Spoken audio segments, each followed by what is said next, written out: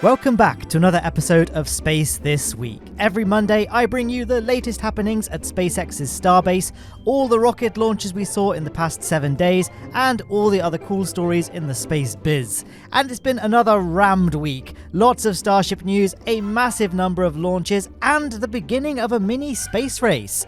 All of this and much, much more in store. This episode was sponsored by Surfshark VPN. More on them a little bit later on, but first, let's kick off with Starship news. Last Monday, SpaceX continued wrapping things up with Booster 9's stay on the launch pad after it completed its cut-short static fire on the 6th of August. We saw the detachment of the booster quick disconnect, which was then followed by the lowering of the chopstick arms, which grasped the booster by its lifting hardpoints and then lifted it off the launch mount and placed it onto the booster transport stand. This time-lapse from Lab Padre showcases the whole event, which in real time lasted 4 hours. With the booster out of the way, workers were seen continuing their work on the orbital launch mount later on in the week, which included the installation of cladding around the orbital launch mount stairs, and look, the fence that was knocked down by the static fire was repaired. As for Booster 9, shortly after its lift, it was transported down the highway back to the build area, where it was then rolled into the Mega Bay. We then saw both of its self-propelled modular transporters taken back to the SPMT yard. The next phase in Booster 9's construction will be to install the hot staging ring at its top, the prototype for which is undergoing testing at the Macy's test site. It's currently in the Can Crusher rig. This device simulates the forces of an orbital launch and works by sandwiching the test article between 2 plates connected by cables, which are then pulled together. The first confirmed test of this hot staging article was on Monday the 7th of August, as seen in this footage from NASASpaceFlight. It is subtle, but it does look like the cables are tensioning in these shots. Hopefully the test was a success, and that Booster 9 will be fitted with its hot staging ring in the Mega Bay soon. The second Mega Bay continues to rise. Tuesday saw the arrival of crane extensions for the LR11000 crane, which was then lowered down for workers to perform its reconfiguration the following day. The extension of this crane will be to facilitate the construction of the new Mega Bay's roof structure. Another great photo there from Starbase Surfer. When he's not taking awesome pictures of rockets, he's out there surfing. Hopefully there's no sharks. Something clever segue to Surfshark. Our fantastic sponsor, Surfshark VPN, is here to keep your online identity safe and secure. Surfshark VPN is your ultimate online guardian. It encrypts all the information sent between your device and the internet. You can change your virtual location with just a click to anywhere in the world. Their vast network of over 3,200 servers in 100 countries allows you to access and unblock content from around the globe. Need to watch your favorite shows and movies from other countries? No problem. Surfshark helps you bypass censorship and geo-restrictions. Check out Surfshark's Clean Web feature. This blocks ads, trackers, malware, and phishing attempts, giving you a safe web surfing experience. And the best part, Surfshark doesn't monitor, track, or store your online activities. That means no connection or activity logs. So what are you waiting for? Secure your online identity and enjoy unrestricted internet access with Surfshark VPN. Use the promo code MacLeod to get an extra 3 months free, and there's a 30-day money-back guarantee, so you really have nothing to lose. The link is in the description below. Thank you so much to Surfshark for sponsoring this video and helping us all to stay safe online. The water deluge system saw some upgrades last week. On Wednesday, a new high-capacity water tank was delivered to the launch site, bringing the total number of these tanks to 3. The following day, the SpaceX crane got to work, lifting the tank into its position. What's happening with future Starship vehicles then? Well, in the high bay, Ship 30 continues to rise. On Wednesday, its upper section was stacked onto its liquid oxygen tank section. Over at the Rocket Garden, Ship 28 was placed on the Raptor engine installation stand in preparation for the installation of its engines, as the name might suggest. We also saw some scaffolding assembled next to it. Ship 25 is also no longer at the launch area. It was rolled back to the build site for final pre-flight preparations. SpaceX once again pulled off 2 orbital launches with their Falcon 9 last week.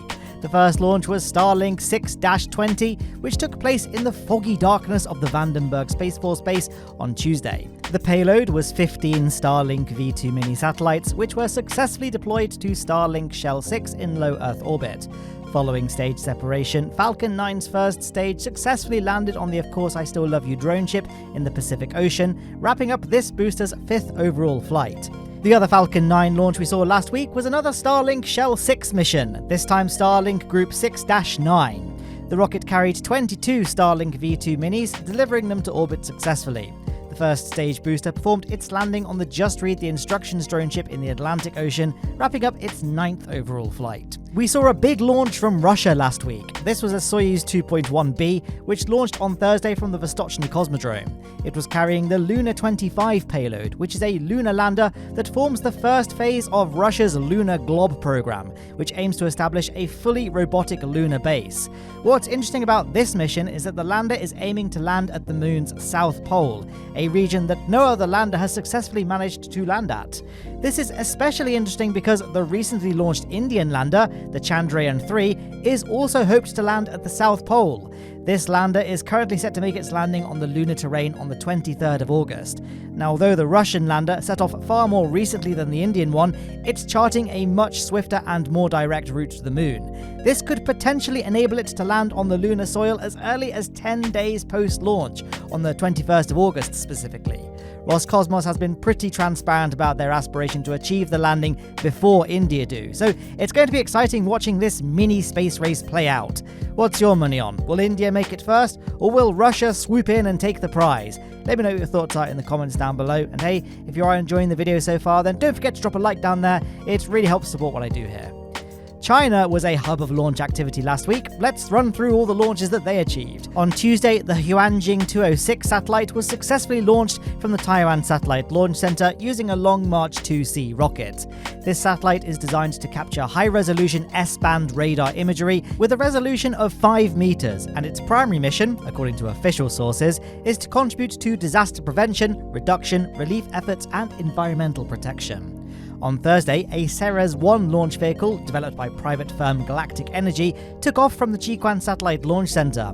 This small, solid-propellant rocket successfully carried 7 satellites into space. These satellites were all Earth observation satellites, aside from the Henan Lingong-1, which is a technology demonstration satellite penned as China's first artificial intelligence satellite and designed to test systems that combine AI with aerospace technology. On Saturday, a Long March 3B rocket successfully launched the LSAR 401 satellite from the Xichang Satellite Launch Center. This satellite is designed for land observation, according to official sources, and will provide remote sensing information services. Earlier today, a Kuaizu 1A lifted off from the Xichang Satellite Launch Center, deploying 5 Heady 3 satellites into low Earth orbit. These satellites will form a network used for maritime communication. It's not often I talk about suborbital launches on space this week, but last week we did see an exciting one. This was on Thursday and was the first Virgin Galactic VSS Unity flight that carried a private customer. On its second commercial spaceflight, dubbed Galactic 2, the VSS Unity took off from Spaceport America in New Mexico under the wing of its carrier aircraft, VMS Eve. Once at altitude, the VMS Eve released the spaceplane, which then ignited its engines and reached an apogee of 88.5 kilometers or 55 miles. So not quite the Kármán line, but above the 50-mile line that American astronauts need to pass in order to earn their astronaut wings. So kind of space, but kind of not, I guess. It's close enough really to not make any meaningful difference. After the brief stint in microgravity, the passengers returned to their seats before enjoying the cruise down to Spaceport America and successful touchdown. I'm going to use this crewed spaceflight launch as a segue into talking about another crewed spaceflight launch, though this one is a bit better, I think. It's Artemis 2, the first mission to send astronauts to the moon since Apollo 17 in 1972.